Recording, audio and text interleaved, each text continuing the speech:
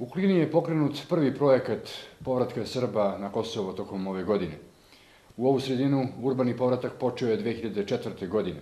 Bili smo u Klini da vidimo koliko Srba tamo živi i kako žive.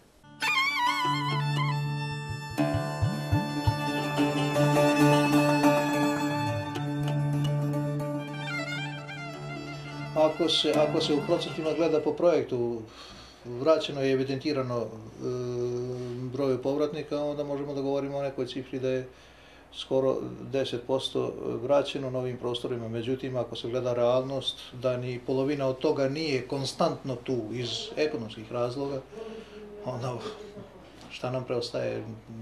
Negdje oko 5% stanovništva je tu konstantno vraćeno, koje živi ili od nekih socijalnih primanja, ili su to starački delovi domaćinstva koji žive od nekih penzijskih primanja ili neke druge vrste pomoći. To znači da povratak nije uspeo? Pa povratak nije uspeo. Potpuno se slažemo oko toga. Kada već znamo da je preko 8600 stanovnika srpske zajednice s ovih prostora otišlo od 1999. godine, projekat nije izdaleka nije uspeo.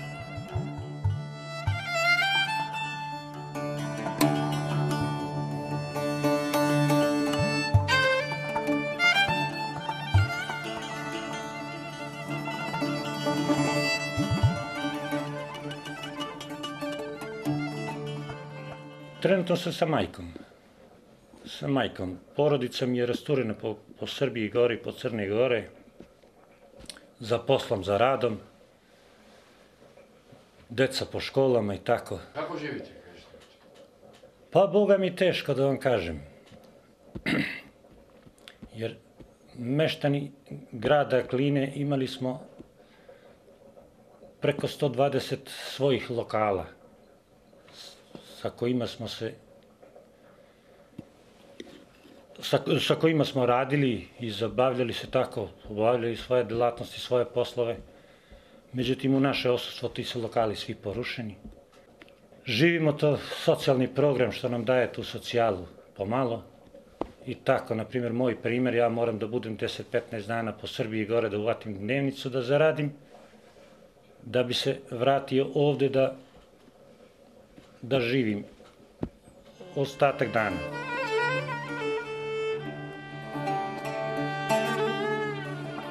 Od naše vlade, od naše institucije slabo interesovanje što se tog ekonomskog problema tiče. Sad je neko zatišje, povremeno ima provokacija, gađanje kamenama i tako, lomljenje prozora, stakala i to, ali mi smo navikli na to i ne obraćamo pažnju, to je postala svakodnevna situacija i zato da na to ne pridajemo toliko važnost, ali imali smo mnogo gorih iskustava, počev od ubistva pokojnog Dragana Popovića, koje nas je najviše koštalo našeg povratka, do bombardovanja par kuća, 5-6 kuća koje su bombardovane sa bombama. Ko je to uradio? To se i mi pitamo. Sve što je prijavljivano u SUP-u, u KPS i tako, nikakav izveštaj, nikakvu povratnu informaciju nismo dobili. Za nijedan slučaj. Stekli smo utisak da se više vodi istraga o nama oštećenim nego o počiniocima takvih dela. Za Klinu je najgora situacija falsifikovane srpskih imanja, kuća i nekretnine. To nam je najveći problem za sada u Klini, da se to reguliše, da se vrati imovina svakom svoje.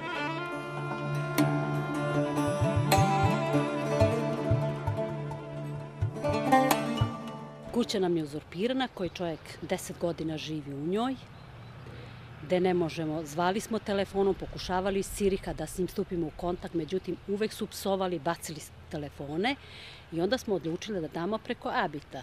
Međutim, Abitat je doneo odluku da on mora izlaziti, ali pogrešna kuća od moga brata. Sad, koja je to falsifikacija, to ne znam, da li je to istina, šta je, međutim to je sve pogrešno I dalje, sad kad sam došla, on mene ne pusta u kuću. Moja sestra rekla da bi on to prodala, ali ja nisam htjela. Ja sam rekla da nećemo prodavati, da on mora izlaziti. Međutim, to je tako sve stalo i sad, kad je izašao na kapiju, rekao je da mu je otac bolesan, da ne možemo sad ništa razgovarati. I šta vam je nudio posle toga?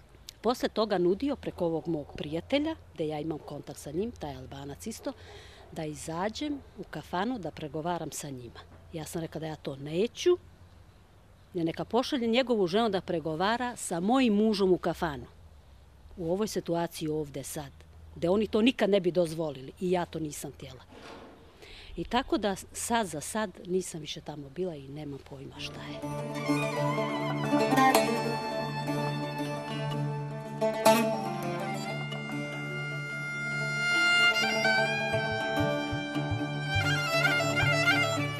Mi smo to predali juče, ja sam danas kod advokata bila, jako sam lijepo primljena, isto je Albanac, to ne mogu reći, u svaku kancelariju fino sam primljena, izvod iz matične knjige sam vadila, bila sam kod njih, sve su mi dali na srpski, albanski, opština, sve je to u redu i sad sam ja to predala preporučno danas za Prištinu. I sad čekamo kako će biti dalje. Koliko dugo taj čovjek živi? 10 godina on tu, 10 člana porodica je tu. Ne znam, 2 sina, djeca, otac, majka i šta ja znam. 10 člana porodica. I ne možemo se vratiti dokle on ne izlazi.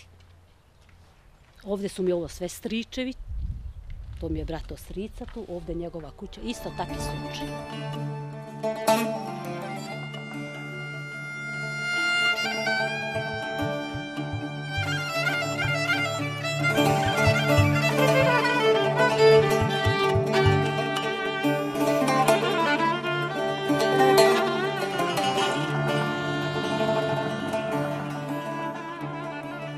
Sve ovo naš krug ovde, 45 ari, sve to razorano, uništeno.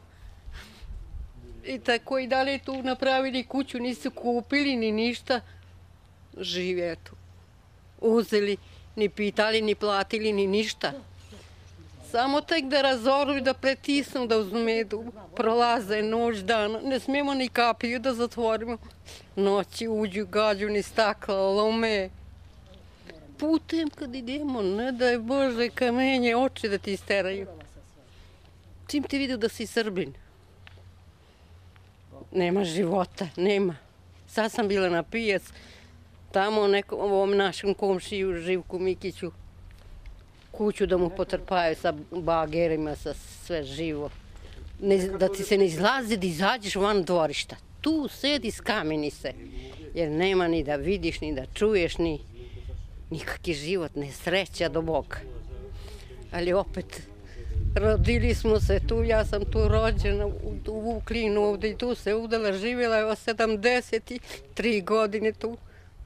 A 10 godina po svijetu imam 7 dece, 15 unučića. Sve mi je to kutko je. A zašto ste se vratili onda kad je tako? Zašto? A kome vidiš ovo, a tamo nemamo, svi pod kiriju živimo. Po kućama nesmo zaštedeli ništa, mislili smo da ovdje živimo. Zato nesmo štedeli, nismo mislili da idemo gore, nama bilo ovdje lijepo.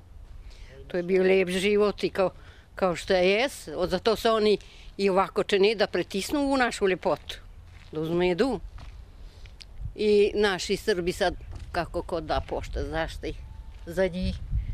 Ne može biti bolja i za nas nesreća velika. Velika nesreća i žalost. Pa šta vas drži onda ovdje da ostanete? Drži ne ova naša stopa. Ovdje su mi se deca rodila i igrala.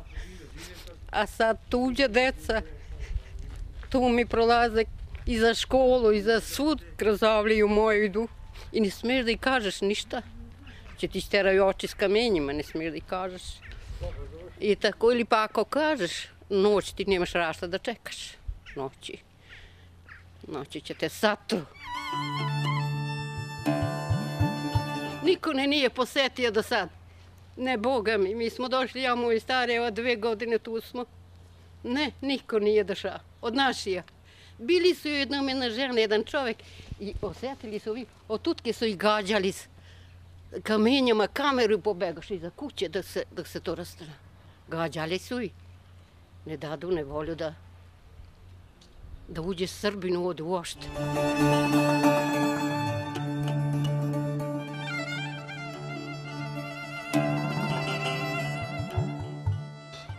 ovde se ne vidi neka perspektiva za srpski život, s obzirom da problem školstva nije rešen, problem zdravstva nije rešen, mnogi drugi problemi ekonomske prirode su nerešeni.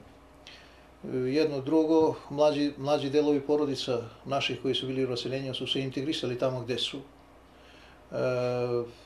Mlađi naraštaji su već pustili korenja opstanka u raseljenju, ako tako mogu da kažem, tako da iz dana u dan sve ih je teže vratiti na ovim prostorima. I onda ljudi, ti polovični delovi, starački delovi domaćinstva dođe ovde, proda tu imovinu, odavde prenese kapital gore u Srbiji, sagradi neku kućicu ili nešto tamo i tamo nastavlja život.